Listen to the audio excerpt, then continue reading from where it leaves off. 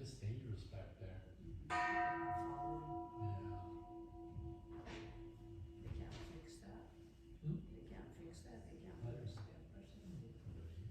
Already.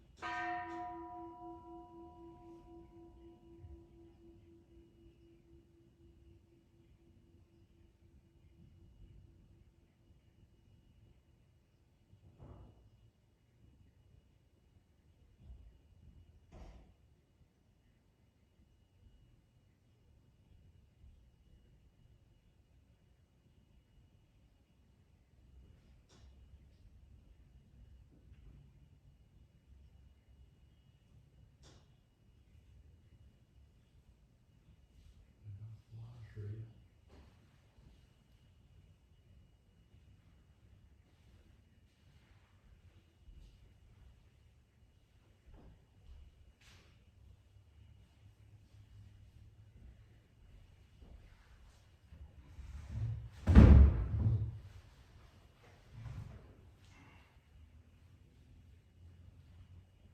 Namanda, Namanda, Namamida, Namamida, Namanda.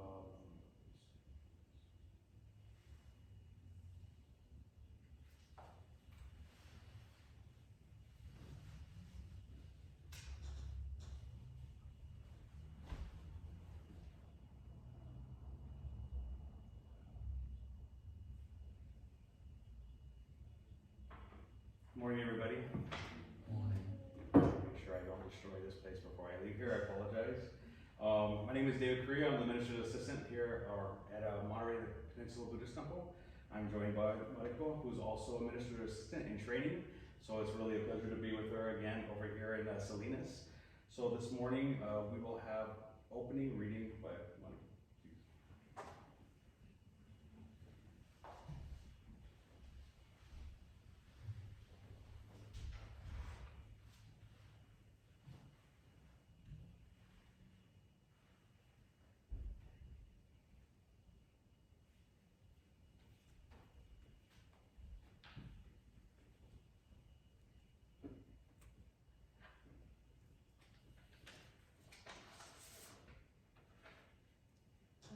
Please join me in Gasho. Those who reach the pure land of happiness return to this evil world of the five defilements, where or like the Buddha Shakyamuni, they benefit sentient beings without limit. Namo Amida Butsu.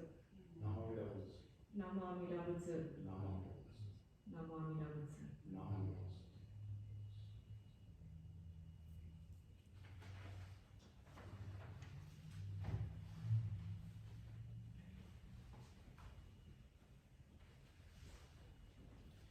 Thank you. This morning we'll start with Sambu Jo with our sutra chanting on page 24, followed by Jusei Ge on page 93.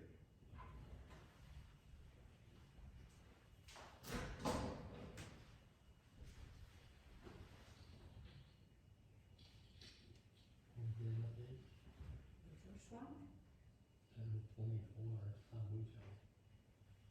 Juicy game, You say, 93. okay.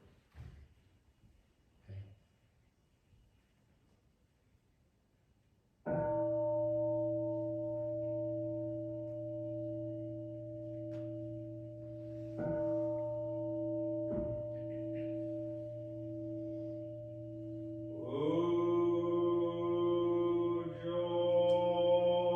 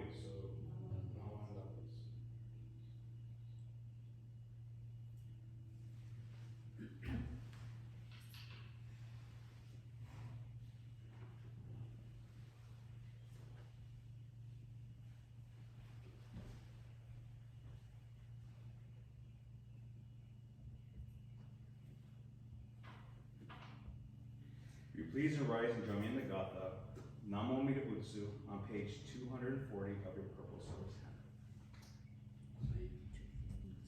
And then it'll be followed by the threefold refuge read by Mariko on page 10.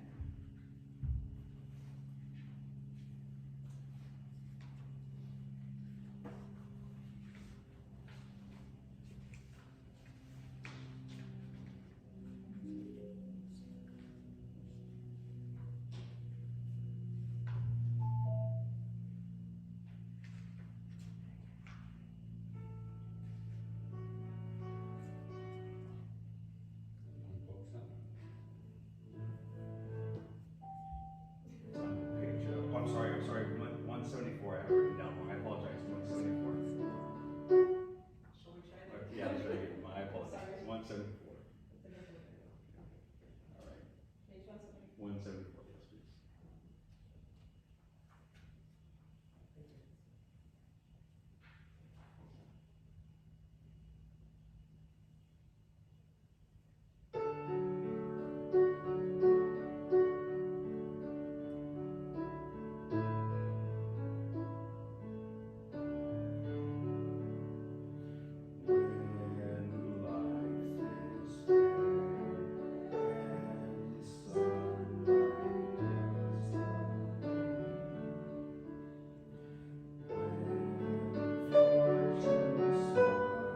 When life is fair and sunlight is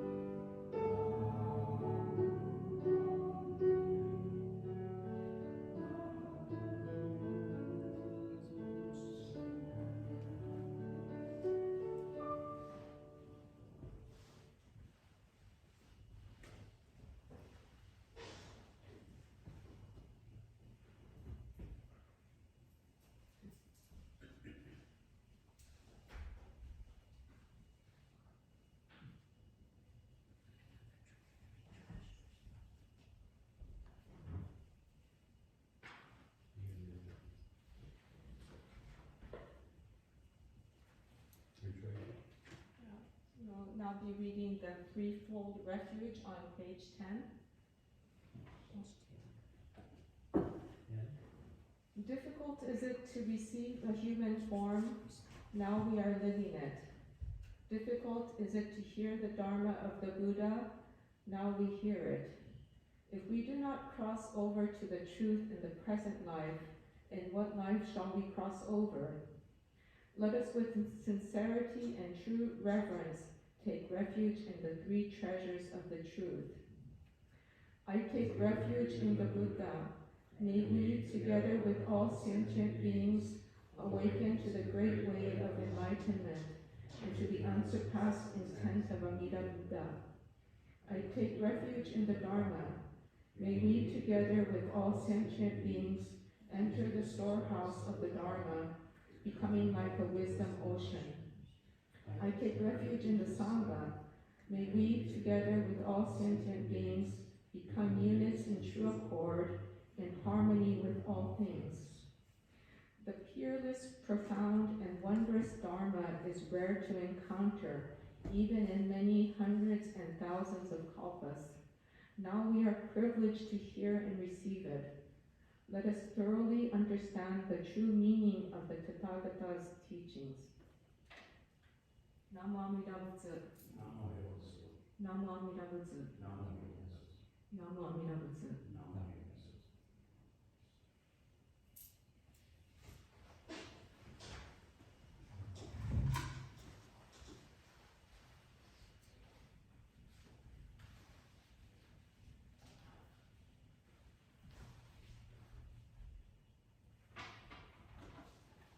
Once again, if you please, Gasho. The light of purity is up without compare. When a person encounters this light, all bonds of karma fall away. So take refuge in Namida, the ultimate shelter. Namo Amida Butsu. Namo Amida Butsu. Namo Amida Butsu. Thank you. So, a few little hiccups this morning. I apologize for all the wrong numbers. We could blame it on me being at the San Jose Sharks game last night. We got free tickets, 13 rows back from the glass, and it was absolutely amazing. Yeah, me and my family are big Sharks fans, Raiders fans, except for one. I have a 49ers fan, but she sleeps outside, but we won't discuss that right now. But yeah, we're really big on hockey. And so when we go to these games, I love it. So last night, it was the first game that we had gone to in such a long time. And when we go, it's really cool because we're sitting there and the excitement of the crowd. But what's even really cool to me is looking over at my daughter, who always sits in the middle, and then my wife on the other side. And I just love how excited she gets. You know, when the Sharks score, we all jump up and we're cheering. Yeah, all right, go. We're all doing, you know, all the cheering and stuff. And when the Sharks get a penalty, everyone's doing the whole chomping thing when you go to the game and stuff. It's really, really awesome. So when I sit there and I see those things, it reminds me too of how we got involved in that. Is because my daughter, while Water City was open, it was a hockey rink over there in Marina. My daughter was a goalie for hockey. So we started, that was one thing that brought us together as a family, because we're all so different, but hockey brought us together. And it creates something that's really great. It creates these memories. And when I sit there and I think about all the times that, you know, the hockey thing happened, I still remember watching my daughter, who's 14 now. She's a sophomore at Monterey High School.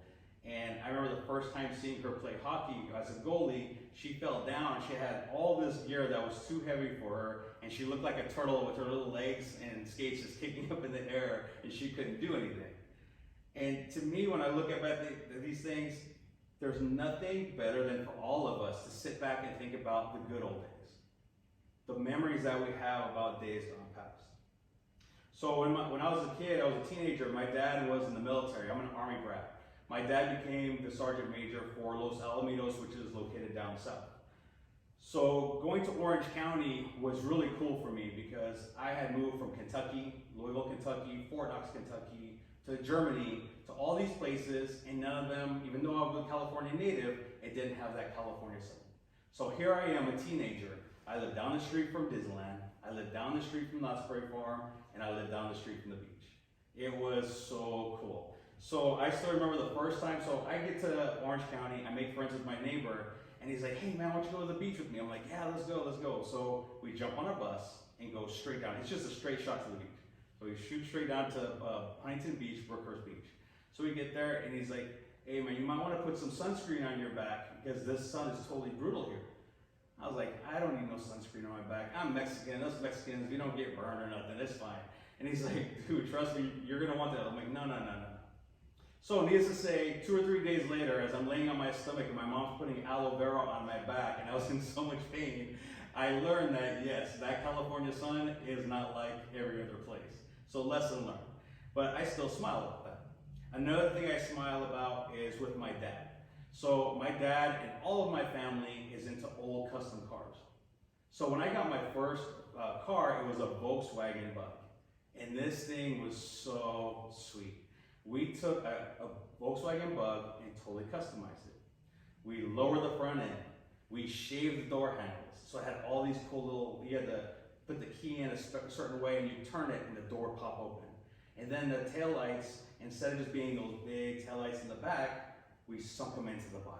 And then in the front, we did the antenna, we did what you call a French antenna where it sunk into the body. And then it had this cool bluish color with drips on the side. It was just awesome. I love that car.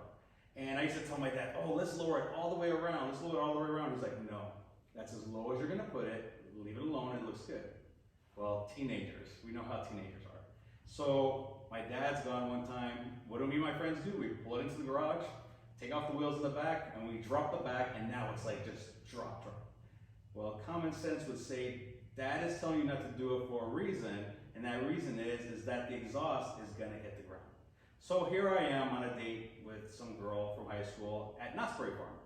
So as soon as we're leaving, we go in the parking lot, and you're supposed to take the angles, the speed bumps, you know, at an angle.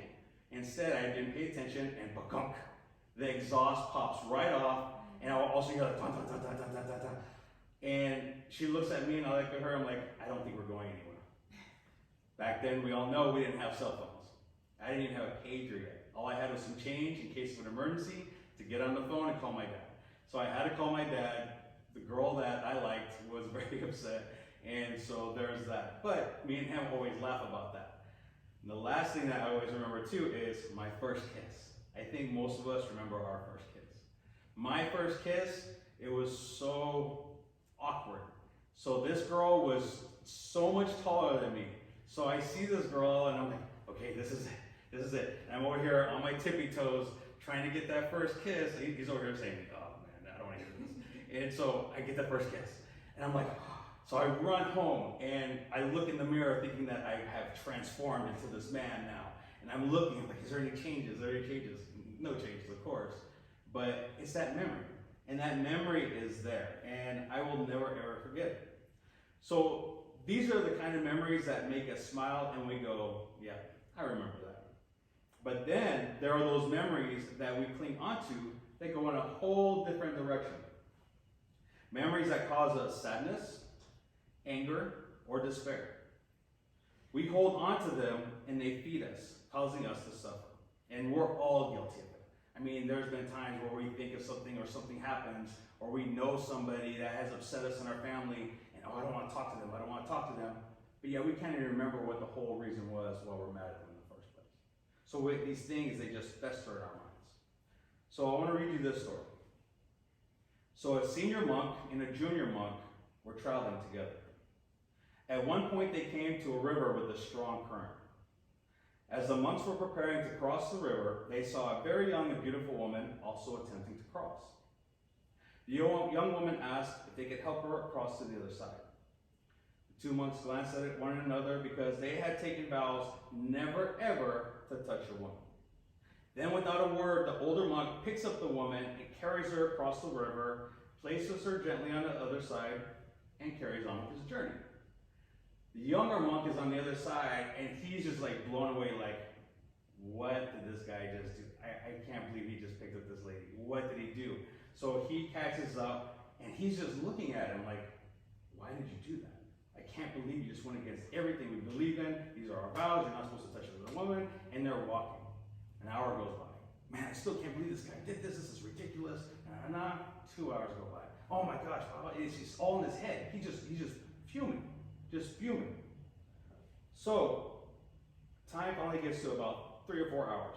Finally, the younger monk couldn't contain himself any longer. And he blurts out, as monks, we are not permitted to touch a woman. How could you then carry that woman on your shoulders? The older monk looked at him and replied, brother, I put her down on the other side of the river a long time ago. Why are you still carrying her? So as we see, this young monk could not let those thoughts in his head just go. He let them build up inside him, festering away at his emotions, anger and disgust with his companion. We have to be careful of our memories and thoughts. We let them build into anger, it just grows and grows. What's worse is time goes on by for so long, we don't even remember why we were angry in the first place. So I work at a middle school. I work at Walter Golden Middle School in Monterey. And I'm a community liaison there, and I deal with a lot of the fights and the discipline and stuff like that. So when we end up having students that fight at school, I pull them in after I break up the fight, and I'm like, so what happened? Well, so-and-so was talking about me. They were saying this and this and this, and blah, blah, blah. I'm like, okay, what were they saying? I don't know. I'm like, what do you mean you don't know? You just said they were talking about you. Well, it was in 6th grade they were talking about me. I'm like, you're an 8th grader now. So as you see, they have caused their own suffering. They have caused their own anger. We all cause our own suffering. Even good thoughts can cause it. So when I went to Japan for a trip with our kids, I found this drink. And so anytime that I would buy food or drink and I really liked it, I would take a picture of it. That way I could always have it for later on. Well, this one time I went to a vending machine, found the perfect drink. It was so good. And I didn't take a picture of it. I messed up.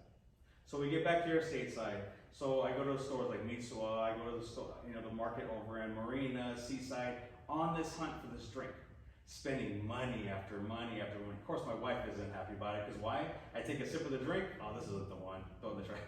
Take a sip of the drink, throw it in the trash. So now all this money's building up. She's like, you're wasting all this money. I'm like, I know, but that's not the thing that I wanted. She's like, still.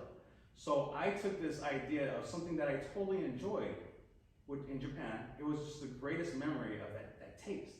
And then now, instead of enjoying all these other drinks, I have just totally twisted this whole good memory into something that causes me suffering.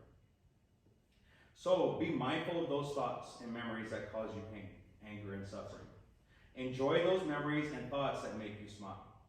There is nothing wrong with remembering days gone past or daydreaming about our fun adventures in life.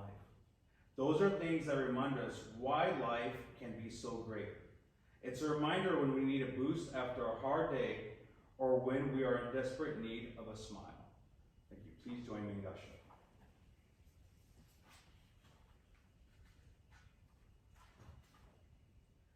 Ignorance and blind passions abound, pervading everywhere like innumerable particles of dust. Desire and hatred arising out of conflict and accord are like high peaks and mountain ridges. Namo Amida Butsu. Namo Amida Butsu.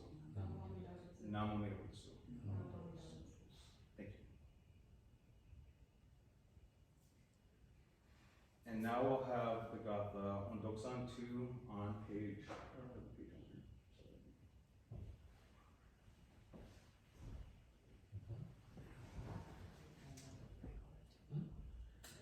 Here we go. Yes, if you please rise and join me in the Gatha on Doksan 2 on page 220 of your purple service handbook.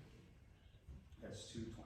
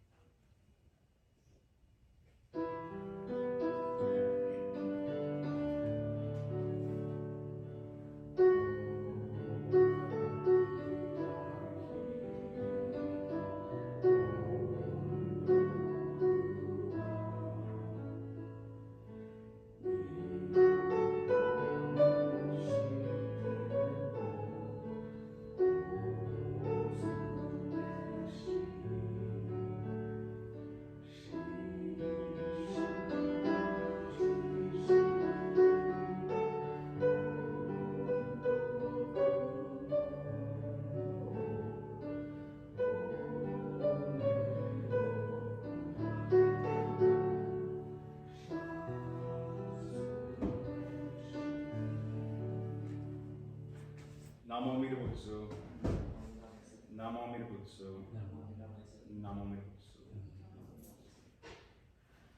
We'll now have announcements followed by a closing reading by Michael. Do you have announcements?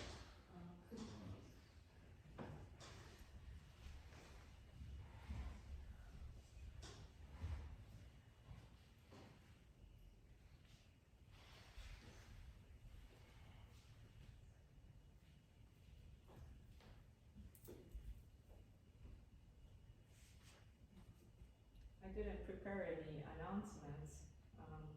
Can you think of something? You don't have announcements or anything. Announcements. Okay, so I'll do the closing reading. This is from the Wasan on the Three Pure Land Sutras by Shinran Shonin. Please join me in Gasho.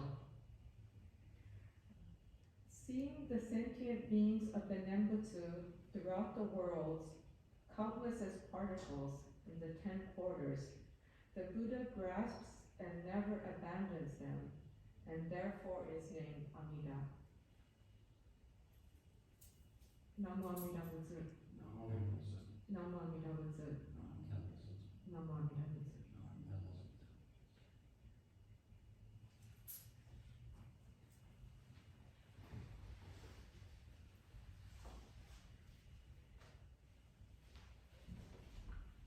Thank you, Mariko. This concludes this morning's service. Thank you so much for joining us.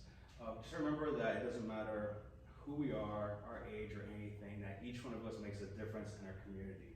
So I hope that when you see someone, a simple smile or just a nod of a hello, regardless of who they are, just changes everything. So I hope you all have a great Sunday and enjoy the rest of your week.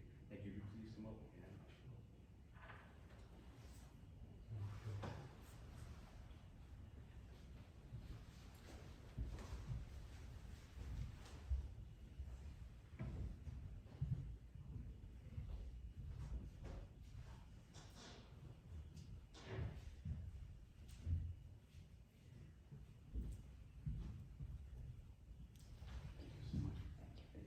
Thank you.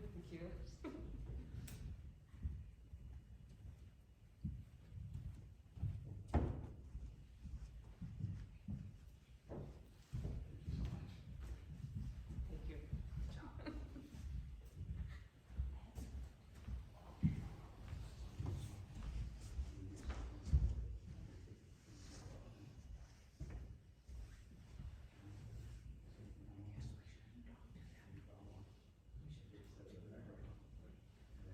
We should talk to them about that. Thank you for coming.